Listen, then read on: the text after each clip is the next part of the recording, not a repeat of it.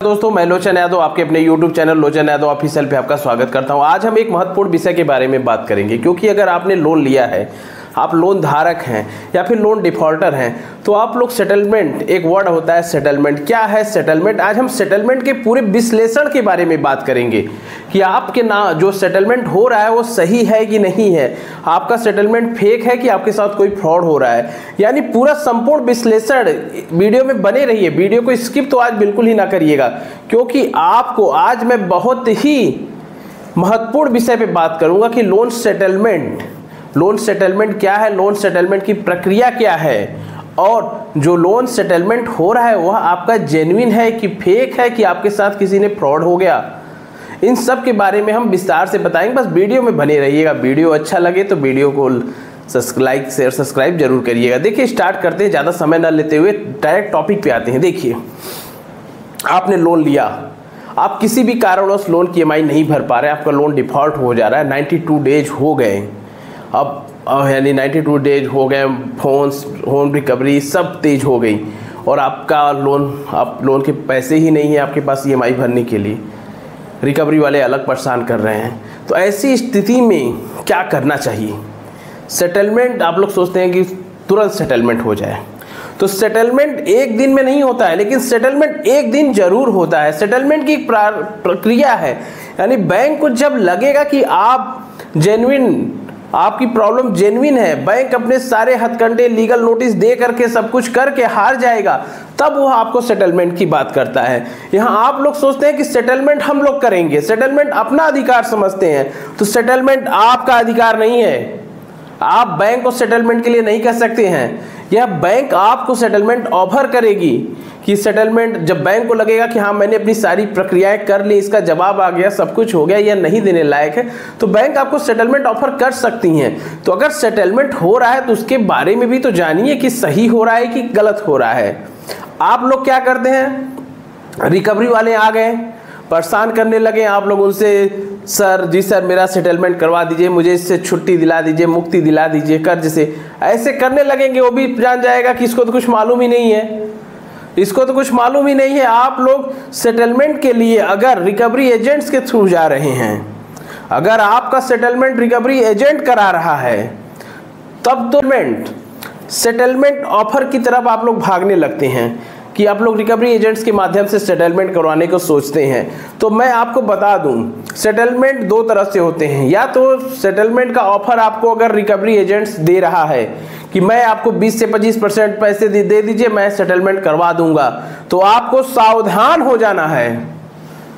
तब आपको सावधान हो जाना है कि वह व्यक्ति, अगर आपको कोई रिकवरी एजेंट सेटलमेंट लेटर ला करके दे रहा है, आपको सेटलमेंट लेटर दे रहा है कि आपका सेटलमेंट लेटर इतना रुपए पेमेंट करिए, आपका सेटलमेंट हो जाएगा, या फिर आपको मुझ पे विश्वास नहीं है, चलिए हमारी ब्रांच चलिए, यानी जहां उनका एजेंसी है वहां जाकर के दिखा रहा है कि आपका 20% में सेटलमेंट हो रहा है। तो ऐसे सेटलमेंट से आप सावधान रहिए। अगर कोई रिकवरी एजेंट्स कहता है कि मैं आपका सेटलमेंट 20 से 25% पे करवा देता हूं, तो उस समय आपको क्या करना है? सबसे पहले उस सेटलमेंट लेटर को अपने बैंक के एम्प्लॉय को भेजिए और उससे पूछिए कि क्या यह आपके द्वारा आया हुआ सेटलमेंट लेटर। अगर वो कहता है कि हाँ ये मेरे द्वारा लेटर है, तो उससे कहिए कि इसी की रियल कॉपी, आपकी इसकी जो ओरिजिनल कॉपी है मेरे मेल पे मेल कर दो, यानी अपनी ऑफिशियल एड्रेस, अपनी ऑफिशियल मेल से हमारे मेल पे इसको मेल कराओ। यानी अगर कोई भी रिकवरी एजेंट्स आपको कहता है कि मैं सेटलमेंट लेटर आपको दिया है, तो उस सेटलमेंट लेटर को पहले वेरीफाई करवाइए। उसको वेरीफाई करवाना जरूरी है, क्योंकि बिना वेरीफाई के अगर आप सेटलमेंट कर दिए तो वह सेटलमेंट सिर्फ 1 महीने 2 महीने बाद फिर से आपके पास नए रिकवरी वाले आ जाएंगे और कहने लगेंगे कि अभी आपका सेटलमेंट हुआ नहीं है। फिर आप इसमें परेशान हो जाएंगे, आप कहेंगे मैंने तो सेटलमेंट कर लिया, लेकिन वो सेटलमेंट हुआ नहीं है, क्योंकि वो वेरीफाई ही नहीं था, वो फर्जी था, वो फ्रॉड आपके साथ हुआ है। तो ऐसे फ्रॉड से बचने के लिए अगर सेटलमेंट लेटर कोई रिकवरी एजेंट आपको देता है, तो आपको उस सेटलमेंट लेटर को बैंक को भेजो कि यह लेटर आपके द्वारा आया है। अगर कहता है बैंक हाँ, तो उसको कहो कि इसकी जो रियल कॉपी है, इसकी एक प्रतिलिपि मेरे मेल पे अपने मेल से भेजे, यानी कंपनी की ऑफिशियल मेल से भेजवाइए, तब तो जानिए कि वह जेन्युइन है, नहीं तो वह आपके साथ फ्रॉड हो रहा है। इस बात को आप ध्यान दीजिएगा। और अगर आप हमारा यह वीडियो देख रहे हो और कहीं आपके साथ भी ऐसा हुआ है तो कमेंट बॉक्स में ज़रूर बताइएगा कि हाँ मैं भी इसका भुक्तभोगी हूँ, मेरे साथ भी रिकवरी एजेंट्स के थ्रू मैंने सेटलमेंट कराया और मेरा सेटलमेंट नहीं हुआ।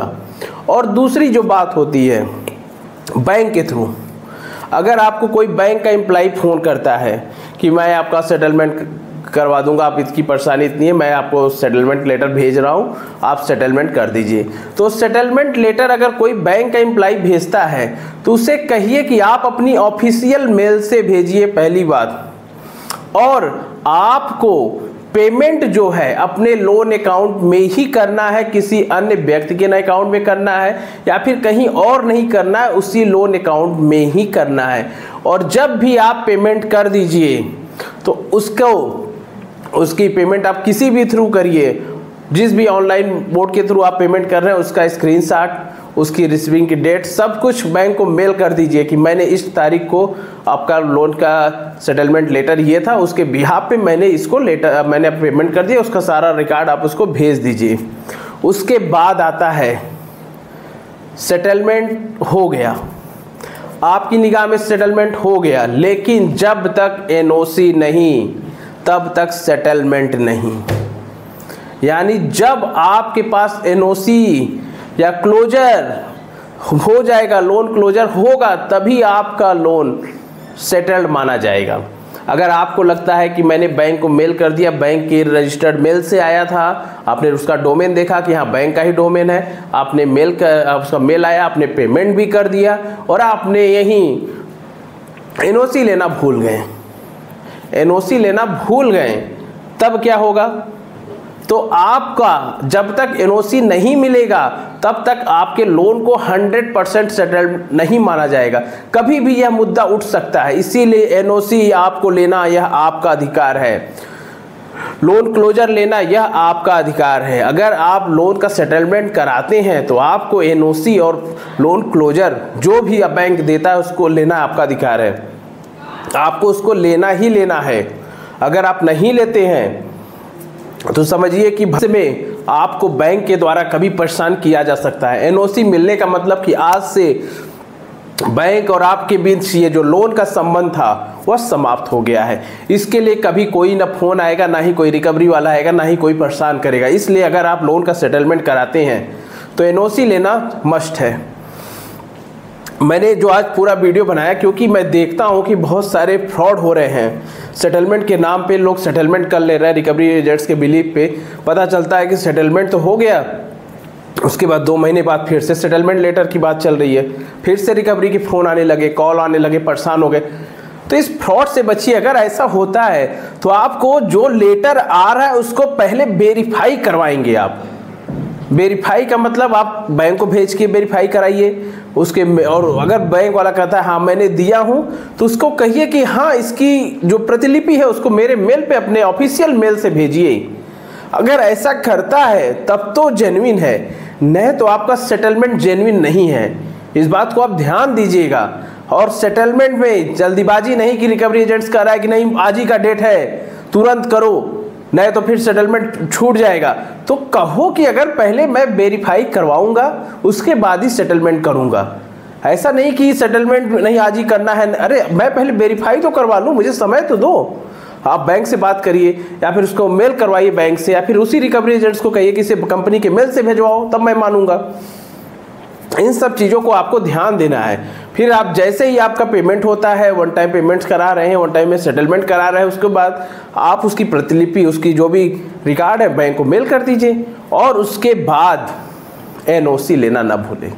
अगर एनओसी नहीं लिए तो आपका सेटलमेंट 100% नहीं माना गया है, कभी भी मुद्दा उठ सकता है। इसलिए सेटलमेंट का मतलब ही एनओसी।